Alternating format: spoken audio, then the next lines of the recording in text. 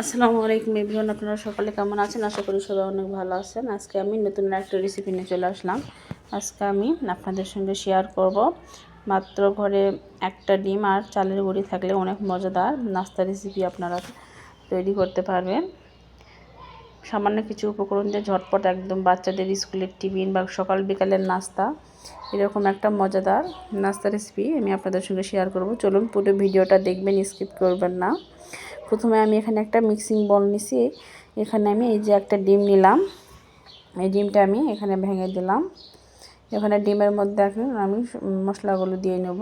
দিচ্ছি লবণ, এখন দিব হলুদের গুঁড়া, দিব মরিচের গুঁড়া, তারপর দিব এখানে আমি ধনিয়া গুঁড়া, আর দিয়ে দিব বাটা মশলা, কাঁচামরিচ, পেঁয়াজ কুচি, ধনিয়া পাতা কুচি। এখন এই সব কিছু উপকরণ আমি সুন্দর করে ডিমটা মাখিয়ে নিব। আপনারা একটু ধনিয়া পাতা দেওয়ার চেষ্টা করবেন। ধনিয়া পাতা ও কাঁচামরিচ দিলে বেশি ভালো হয়। আমি শুকনো মরিচও দিছি, আবার কাঁচামরিচও দিছি। সুন্দর একটা স্মেল আসবে, পিঠাটা দেখতেও ভালো লাগবে, খাইতেও ভালো লাগবে। আর দিয়ে দিলাম এখানে আমি শুকনা চালের গুঁড়ি।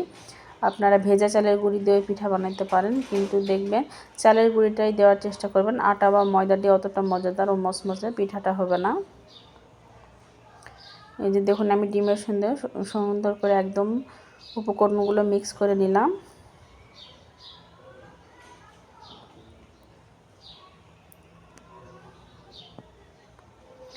এখন এই চালের গুঁড়ির মধ্যে আমি একটু গরম গরম পানি দিচ্ছি, মানে বেশি গরমও না, একদম বেশি ঠান্ডাও না, কুসুম গরমের মতো।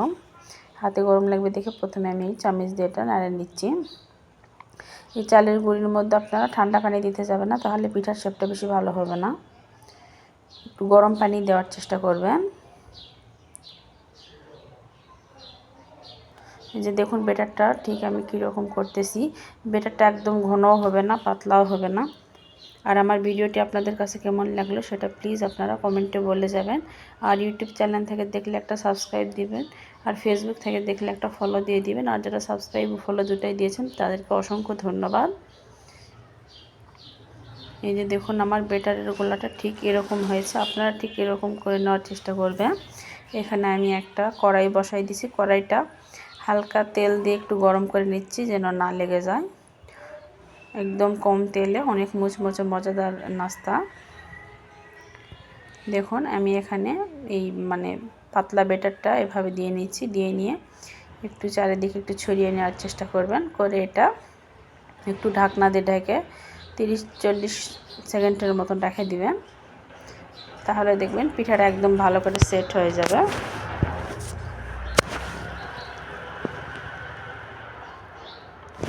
এই যে দেখুন 30-40 সেকেন্ড পর আমি এটা উল্টাই দিচ্ছি। দিয়ে এখন হালকা করে একটু তেল দিব, দিলে এটা একদম মচমচে পিঠা হয়ে যাবে। এভাবে দেখবেন বাচ্চাদের স্কুলের টিফিন দিলেও ওরা মজা করে খায় নিবে।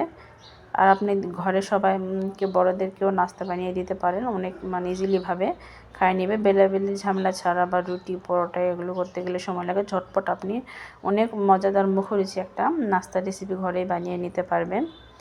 বেশ কিছু উপকরণও লাগে না, আর অনেকটা সময়ও লাগে না, একদম ঝটপট হয়ে যায়। এরকম নিত্য নিত্য রেসিপি পাওয়ার জন্য আমার চ্যানেলে একটা সাবস্ক্রাইব করে দিবেন। আর আমার ভিডিওটি আপনাদের কাছে কেমন লাগলো সেটা প্লিজ কমেন্টে বলে যাবেন। এই পিঠাগুলো এতই মজা হয়। দেখুন আমি অনেকগুলোই বানাইছি, কিন্তু ঘরে বাচ্চারা দেখবেন, বড়রা দেখবেন, একদম আপনি বানাইতে বানাইতে সবগুলো এতটাই মজা আর খায় নেবে।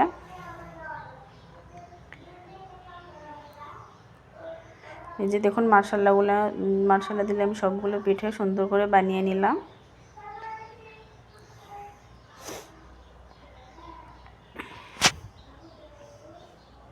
সেম একই প্রসেসে আমি সবগুলো পিঠে একইভাবে বানিয়ে নিচ্ছি।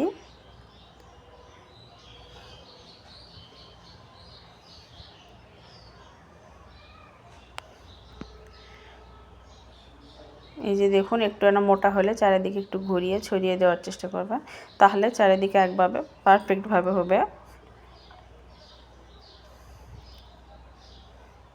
এই যে আমার এই পিঠাটিও হয়ে গেছে। এই পিঠার মধ্যে একদম বেশি তেল লাগে না, অল্প তেলে অনেক মচমচে হয়। চালের গুঁড়ির কারণে মচমচেটা বেশি অল্প তেল দিলে হয়ে যায়।